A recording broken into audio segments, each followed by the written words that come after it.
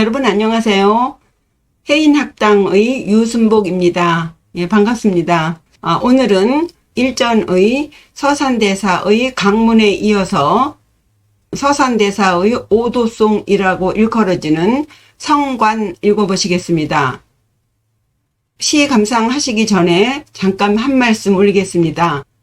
중국은 자기 것이 아닌데도 온갖 이론을 다 갖다 붙이면서 한복이 자기네 것이라는 둥, 김치가 자기네 것이라는 둥 하는데, 그런데 우리는 우리 한글의 뜻글자인 한문을 손사래까지 치며 부득부득 우리 것이 아니라고 합니다. 왜 그럴까요? 세상에 어미 없는 자식이 없지만 못된 자식이 너무 잘 나가다 보면 자기 부모를 멀리하는 것처럼 한글이 너무 우수하다 보니 뜻글자이자 어머니 글자인 한문을 무시하는 것인가요? 우리의 한문을 찾아서 한글이 더욱 빛날 수 있게 해야겠습니다. 네, 그럼 오늘 시 감상 시작해보죠.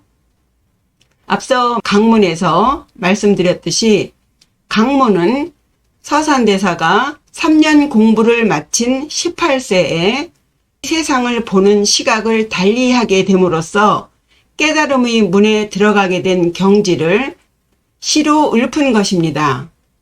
이후 대사는 멈추지 않고 8년간의 정진 끝에 28세에 다시 한 소식을 얻고 그 경지를 시로 읊게 되는데 그것이 오늘 읽어보실 오도송입니다. 제목은 성관이라고 해요. 성관이라고 한다면 이 성자는 이제 소리 성자고 관자는 볼 관자지요.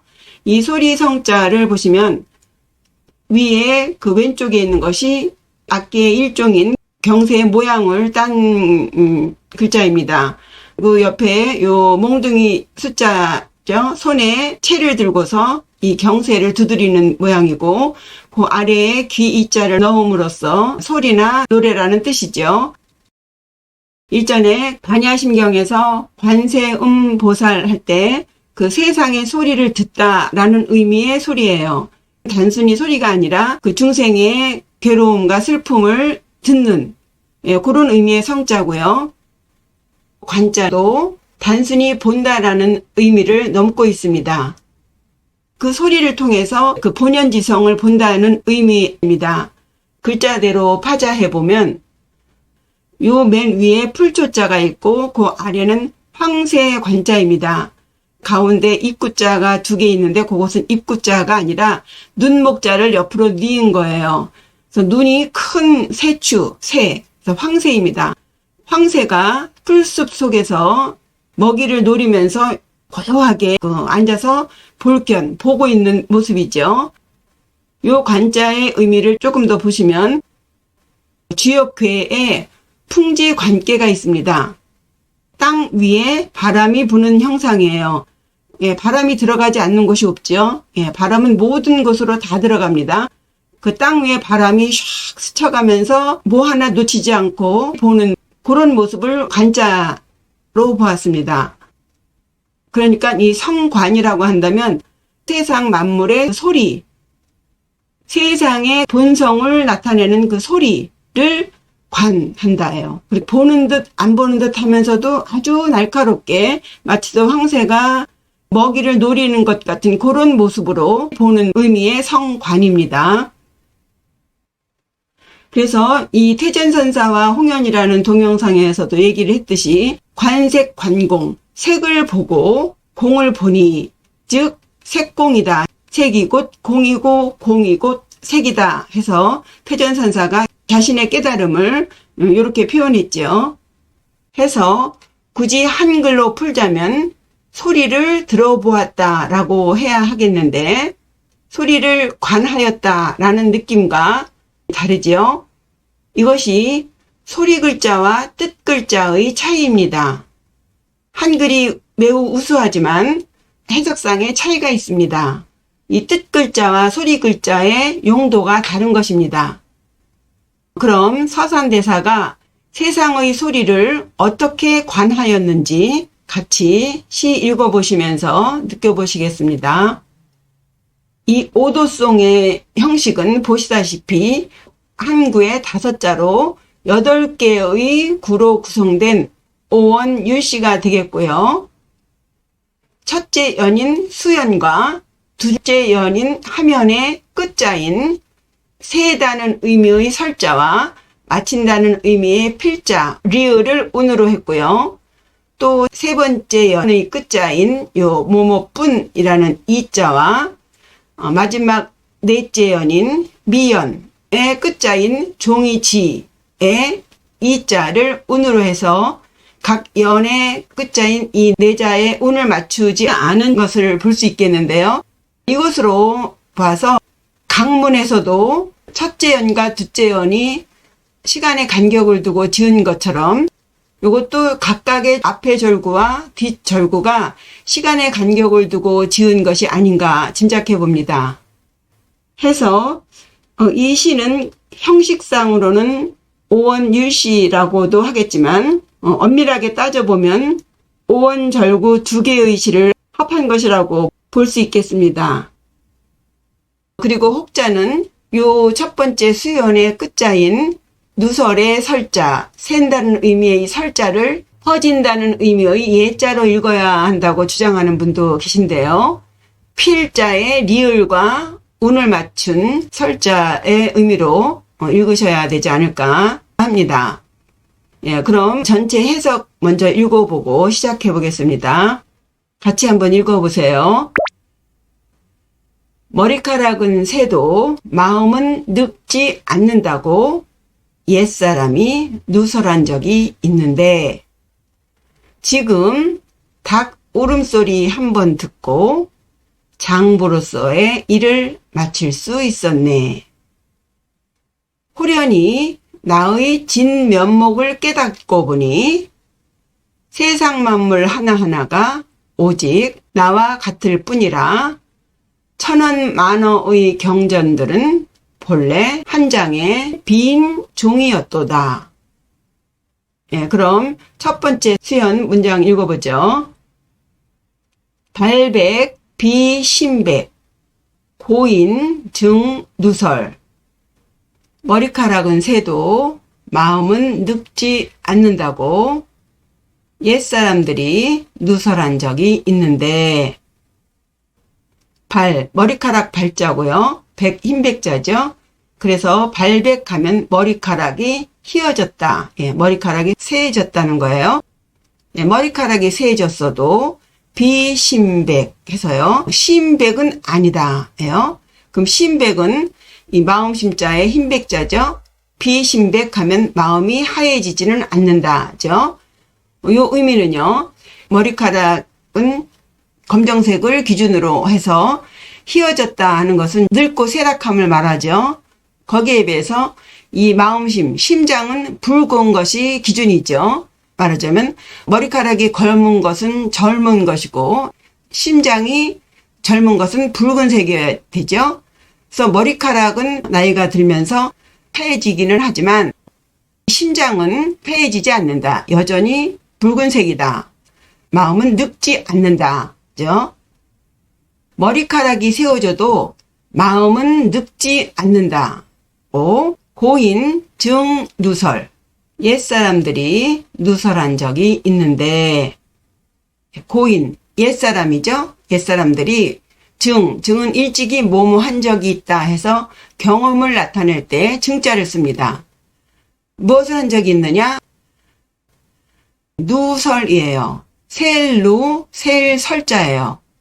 누설이라는 것은 비밀스러운 것이 빠져나가는 것을 누설이라고 그러죠. 때문에 옛사람이 누설한 적이 있다라고 하는 것은 어떤 방법이, 비법이 있음을 요 누설이라는 단어 속에 내포하고 있는 것 같아요.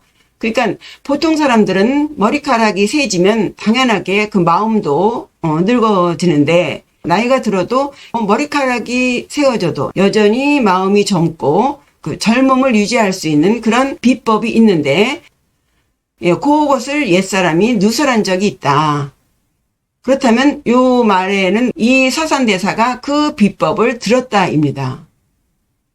그 방법을 알았다는 거예요. 스승 선사에게 들었든, 누구에게 들었든 누설한 것을 자기가 일찍이 알게 되었다는 것을 이렇게 설명한 것이죠. 그 비법을 알았다. 공부하는 방법을 알았다예요. 이 방법을 알기 위해서 그 모든 그 공부하는 사람들이 집신이 닳도록 여기저기 훌륭한 스승 찾아다니고 또 영험을 받으려고 명산대차를 찾아다니고 그러는 거죠. 그래서 첫 번째 연은 이 서산대사님이 법을 만났음을 이렇게 설명했다고 보겠습니다. 그럼 서산대사가 알게 된 수행법은 무엇일까요? 글쎄요. 여기 앞 구절의 나이가 드는 것을 불교와 관련해서 삭발과 관련된 시어 대신 머리카락 발자를 썼다든가 또 고승이나 선사 대신 고인이라는 시어를 사용한 것으로 봐서 스님이 알게 된 수행법은 불교와는 조금 거리가 있는 것 같아요. 그리고 누설이라는 시어도 다분히 도가적인 느낌이 있지요. 기록에 의하면 우리나라에는 양대 두 개의 도맥이 있다고 합니다. 하나는 고운 채치원 선생이 그의 낭랑비서에서 밝히고 있는 우리나라 고유의 독자적인 신선 사상인 선도가 있고요. 또 하나는 중국의 수나라와 당나라 때의 도교를 수입한 선도가 있습니다. 서산대사는 이 두 가지를 모두 수행하셨겠지만 그의 평생의 업적 중에 유불도 삼교를 통합하고 불교의 교법과 선법을 통일하고자 했던 행적을 보면 아마도 일전에 고운 채치원 선생의 시에서도 소개 올렸듯이 채치원 선생의 유불도 삼교를 모두 갖추고 뭇 백성들을 교화시켰다고 하는 우리 고유의 선도인 풍류도를 말하는 것이 아닌가 짐작해 봅니다. 두 번째 함연이에요. 금정 일성계 장부 능사필 그렇게 비법을 알게 됨으로써 바야흐로 지금 청 들었어요. 무엇을? 일성계 해서 닭 우는 소리를 한 번 들었습니다. 실제로 서산대사가 용성에 있는 도반을 만나러 가던 중에 성촌이라는 곳에서 한낮에 닭소리를 듣고 확철대오하면서 이 개송을 읊었다고 전해집니다. 이 닭은 어둠을 깨고 새벽이 오는 것을 알리는 생물이죠. 때문에 그 무명의 세계를 깨쳐주는 그런 의미로서 이 닭을 넣었겠지만 들은 바에 의하면 이 수행하는 장소를 물색할 때요. 그 여러 조건이 있지만 그 중에 하나가 닭소리, 개소리가 나지 않는 곳에서 수행한다고 합니다. 그러니까 닭소리, 개소리가 난다는 것은 속세를 의미하죠. 모든 부정한 것이 범할 수 없는 그런 오지를 의미하는 것도 있겠고요. 어쨌든 그 닭소리를 듣는 순간 드디어 장부 능사필, 장부로서 능히 일을 마칠 수 있었다. 불가의 롤모델이라면 부처고 유가인으로서의 롤모델이라면 군자거든요. 이 군자로 가는 길에 그 첫 단계가 대장부예요. 그래서 남아 대장부로 태어나서 해야 할 일을 굉장히 강조를 하고 있는데요. 승려신분으로서 자신을 드러내는 용어가 있음에도 불구하고 굳이 장부를 썼다는 것은 역시 어려서 성경관에 들어가서 사사삼경을 공부하고 그리고 또 3년간의 과거시험 공부를 한 이력이 있잖아요. 때문에 육아와의 인연이 깊음을 이렇게 단어 사용으로 짐작을 해볼 수 있겠습니다. 어쩌면 그 육아와 불가의 양가를 걸치고 있는 그런 느낌을 주고 있습니다. 그리고 그러한 육아와의 인연이 이후 유불도 삼교 통합을 주장하고 또 불가에 있어서도 선교, 선법과 교법의 그 통일을 주장하는 막중 대사를 수행할 수 있는 그런 기본이 되지 않나 하는 생각도 해봅니다. 어쨌든 지금 금청 한 번에 닭 우는 소리를 듣고서 깨달았다 해서 돈 오라는 느낌이 있어요. 한 번에 깨우쳤다. 그런데 한순간에 깨닫는다는 것은 전제가 있죠. 앞뒤 없이 그냥 딱 깨쳤다고 돈 오를 그렇게 해석하시면 조금 무리가 있을 것 같아요.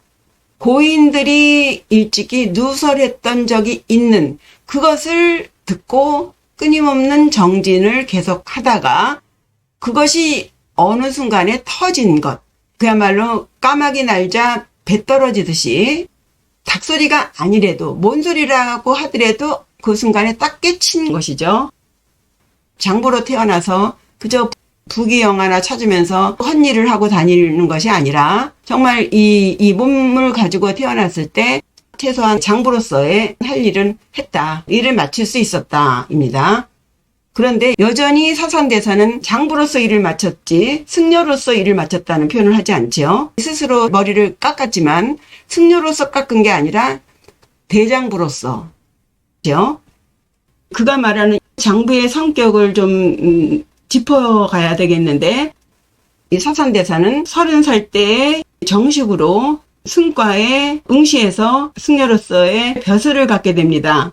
그러면서 승려로서의 삶을 살게 되지만 장부라는 이 느낌은요, 아무래도 육아인으로서 요구하는 가치관이 그의 그 삶에 아주 큰 영향을 주고 있었던 것 같아요.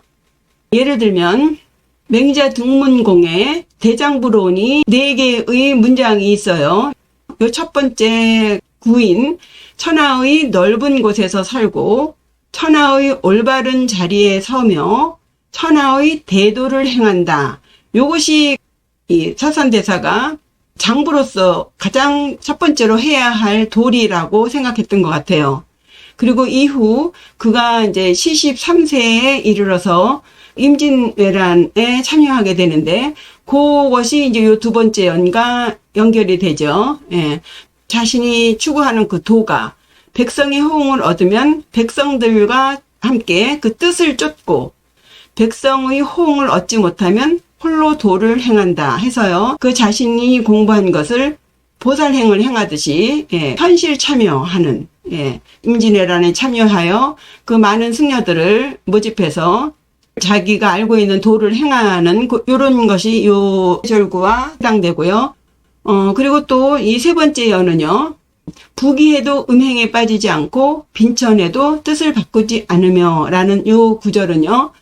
30살 때 승과에 붙었다 그랬죠. 그러면서 승려로서 5년간 벼슬을 하게 되는데 그때에 부귀해도 음행에 빠지지 않고 그리고 3년 후에 묘향산으로 은거를 하시는데요. 그때에 굉장히 어려운 생활을 하게 되는데 그런 상황을 이겨낼 수 있게 했던 것 또한 빈천에도 뜻을 바꾸지 않는다라는 뜻을 수행했던 것과 연결을 할 수 있겠고 또 끝으로 위협과 무력에도 굽히지 않는다. 이것은 뭐 평생을 두고 사산대사가 자신의 뜻을 굽히지 않는 그런 의미. 그것을 일컬어서 가히 대장부를 할 것이다 해서요. 승려로서 수행을 하는 삶을 살면서 그 기저에는 어려서부터 교육받았던 사내 대장부로서의 그 가치관이 사산대사의 평생의 삶에 곳곳에 스며들어 있지 않았나 싶습니다. 이것으로 앞의 절구는 승려로서라기보다도 과거 시험까지 포기하고 뛰어들었던 그런 입장에서 그 장부로서 큰일을 마쳤다는 안도감이랄까 그런 감회를 느낄 수 있겠습니다. 세 번째 경연입니다. 홀득 자가저 두두 지차이 해서요. 앞 구절에 선도 풍류도에 이어서 이 두 번째 절구에서는 화두 참선법인 관화선으로 또 깨달음에 한 발짝 다가선 듯 합니다. 그럼 먼저 읽어보고 시작해 보겠습니다. 호련히 나의 진면목을 깨닫고 보니 세상 만물 하나하나가 오직 나와 같을 뿐이라 천원 만어의 경전들은 본래 한 장의 빈 종이였도다. 홀득 자가저. 홀, 이 홀자를 서산대사는 많이 사용하죠. 불현듯, 호련히, 갑자기, 득. 여기 득자는 얻다는 의미보다도 깨닫다는 의미가 되겠어요. 홀득, 갑자기 깨달았다. 죠? 돈오입니다. 뭐로 가도 서울만 가면 된다는 말이 있죠. 법을 깨치기 위한 방법으로는 84,003매문이 있다고 합니다. 근기에 따라서 인연에 따라서 별의별 방법을 다 해보는데 그 중에서도 서산대사는요, 앞서 닭이 한 번 우는 소리를 듣고 깨쳤고 이제 이어서 두 번째 절구에서 또 홀득해서 불현듯 깨쳤다인데 서산대사의 수행법을 요 홀자로서 짐작할 수가 있어요. 그것은 바로 간화선입니다. 간화선이라고 하는 것은 말 그대로 이 간자, 볼간자, 말할 화자, 이 간자는 위에는 손수자이고 아래는 눈목자죠. 눈 위에 손을 걸쳐놓고 먼 곳을 보는, 주마간산 하듯이 보는 모양자예요. 그리고 말할 화자죠. 해서 멀리서 눈 위에 손을 얹어놓고 그 말하는 것을 보는 거예요. 이것을 다른 말로 화두참선법이라고 하는데, 말머리를 가지고 참선하는 것이에요. 부처나 고승들, 조사들의 그 파격적인 언행, 혹은 문답, 선문답 있죠? 그런 문답 중에서 의심이 나는 말, 혹은 의심이 나는 행동을 실마리로 해서 이목고, 이것이 무엇일꼬 하면서 도를 깨치는 선법을 화두참선법이라고 하는데, 서산대사는 특히 이 관화선법, 이 화두참선법을 수행해서 도를 이루셨다고 합니다. 화두를 다른 말로 하면은 의단이라고 해요. 그래서 의심나는 행동이나 말을 그 의문이 풀릴 때까지 돌리는 것이죠. 그 말은 나홍선사가 그의 공술의 공수거에서 이렇게 표현합니다. 독일물 상동로 다면 불수 어생사라고 해서요. 독 오직 일물 하나의 대상을 보고 일어나는 그 의심을 상동로 항상 유일하게 드러내, 그것만 오로지 드러냄으로써 그 의문을 풀어내면 당연히 고요히 불수 따르지 않게 된다. 무엇을? 생사윤회를 따르지 않는다. 벗어나게 된다고 했습니다. 이러한 과정을 지금 서산대사가 겪었다는 것을 표현한 거예요. 그 다음에 자가 저예요. 자, 스스로 자자, 집가자죠. 자가예요. 자기 집이에요. 자기 자신이에요. 자기 자신의 저, 밑저죠. 밑저. 이것이 부모 미생전, 본래 면목이라고 해서요. 부모에게서 태어나기 전에 이미 가지고 있었던, 풍부받았던 자기의 밑바탕, 본래 면목이라고 하는 그 진면목, 자기가 본래 가지고 있는 본성입니다. 본연지성을 보았다는 것이죠. 인간이 태어났을 때 타고난 그 본래의 성품, 본성, 이거를 보니 두두지차이, 두두, 이 두자는요, 깡패들의 대장을 두목이라고 하잖아요. 그래서 그런 의미로 두두도 있지만 여기서는 머리해서 각각, 온 세상 만물에 각각 하나하나가 오직, 자기 자신인 거죠. 자가전, 내가 본 내 진면목일 뿐이다예요. 세상 만물의 그 본래의 면목이 나랑 같다예요. 나랑 다르지 않아. 너나 그나 누구든 나와 다르지 않아. 그 근본을 알고 보니 똑같더라. 스님은 그의 임종계에서 이 구절에 대해 좀 더 구체적으로 읊으셨습니다. 간단하게 좀 읽어보시면 80년 전 거시아, 80년 전에는 이 거자는 3인칭 되면서 그입니다. 거시아에서 그가 나이고 80년 후 아시거 해서 80년 후에는 내가 그로구나 예요. 우리가 나는 나고 너는 너다라고 하지만 근본을 보니 다만 그렇게 태어나서 그 인연에 따라서 흘러갈 뿐 죽고 나면 이 4대가 다 지수화풍으로 흩어지니 우주로 다 섞여버리기 때문에 전혀 나와 상관없는, 그렇지만 또 나인, 이런 거죠. 이거 어떻게 설명을 드려야 될지. 어쨌든 알고 보니 내가 너고 너가 나고 내가 그고 그가 나고 인 거예요. 다만 지금 현상이 요 모습일 뿐, 요것이 끝나면 내가 그로 태어나고 또 그가 나로 태어나고 이런 것이죠. 그래서 마지막 네 번째 결구입니다. 그러고 보니 만천 금보장 원시 일공지 해서요. 만천, 천원 만어, 수없이 많은 말들을 금보장, 이 보장은요, 보배 보자에다가 이 장자는 불경을 의미하는 장자입니다. 그래서 보배로운 불경인데요. 그 앞에 금자를 넣어서 더 강조한 것이죠. 금같이 보배로운 경전들이, 그러니까 말하자면 84,000경이죠. 그런 것이 원시일공지예요. 원, 본래 한 장의 빈 종이로구나 했어요. 여기서 공자를 넣었죠. 백지라고 하지 않았어요. 그죠? 공자를 넣었어요. 반야심경에서 설명드렸듯이 이 공자는 없지만 생기는 것이고 생겼지만 사라진다는 의미에서의 공자입니다. 없지만 없는 것이 아니고 있지만 있는 것이 아니라는 그런 의미의 공자예요. 팔만대장경 같이 보배로운 그 귀한 그 불경이 깨닫고 보니 공지죠. 깨닫기 전에는 공지가 아니죠. 무지가 아니에요.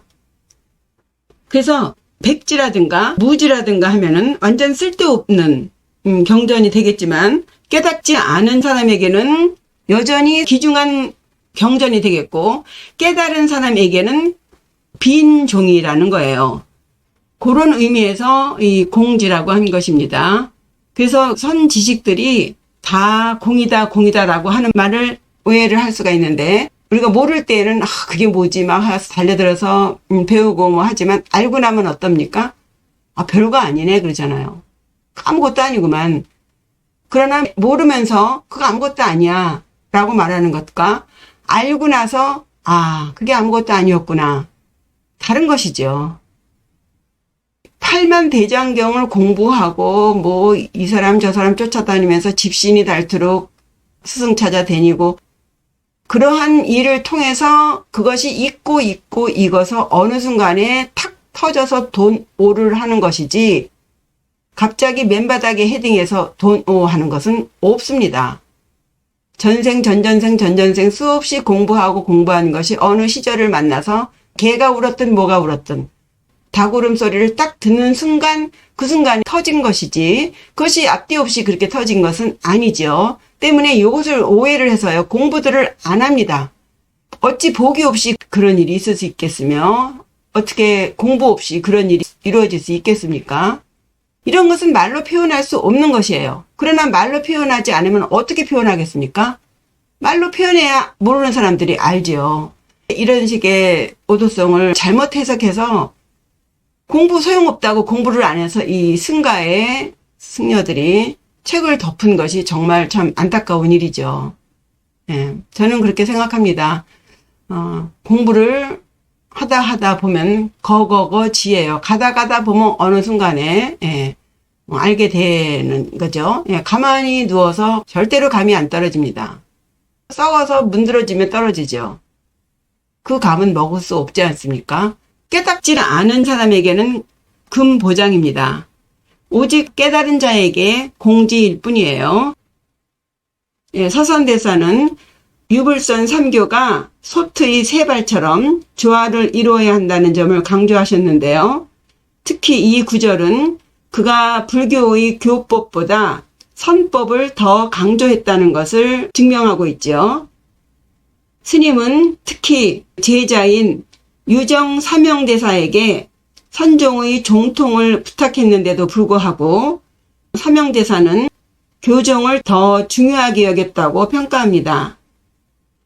이에 반해서 신통한 도술력과 기이한 행적으로 선사의 계승도에 들어가지도 못한 진묵대사는 서산대사를 명리승이라고 그러니까 명예와 이익을 쫓은, 그러니까 승직을 했다는 이유죠. 예, 명예승이라고 비판하면서도 승려이면서 육아인이면서 또한 선도의 수행자인 그 사산대사의 법맥을 사명대사보다 더 충실하게 계승하고 있는 것 같습니다.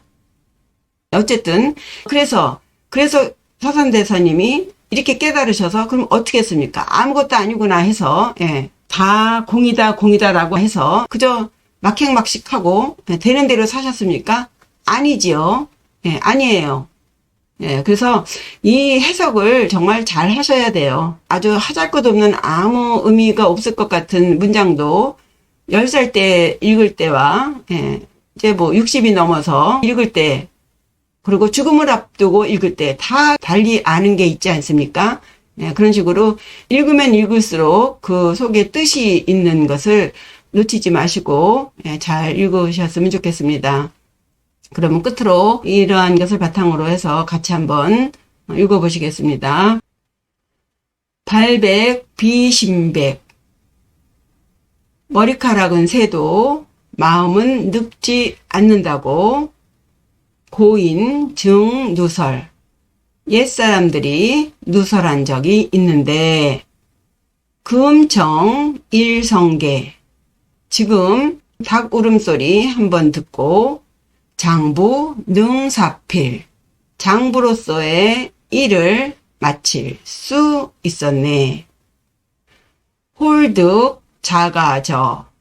문득 나의 진면목을 깨닫고 보니 두두지차이. 세상 만물 하나하나가 오직 나와 같을 뿐이라. 만천금보장. 천원 만어의 귀중한 경전들은 원시 일공지. 본래 한 장의 빈 종이였구나. 이것으로 서산대사의 오도송 성관 읽어보셨습니다. 공부에 많은 도움이 되시길 바랍니다. 다음 시간에는 주역을 좀 같이 읽고 싶어 하시는 분들이 계신데 유튜브로 주역을 강의하기에는 매우 번거로움이 있습니다. 그래서 일단 편한 대로 주역 64개의 각각의 의미를 한 문장으로 읽는 것으로 소개를 올리겠습니다. 많은 호응 부탁드립니다. 그럼 구독과 좋아요, 댓글 잊지 마시고요. 감사합니다. 안녕히 계세요.